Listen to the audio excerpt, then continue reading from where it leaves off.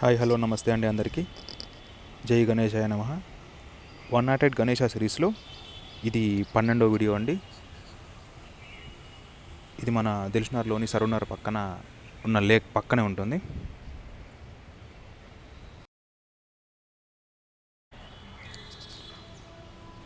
చూడండి విగ్రహం ఎంత బాగుందో.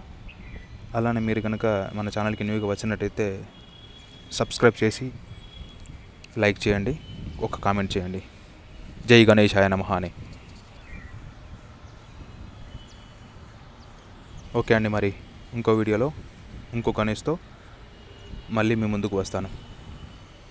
Okay, till then by.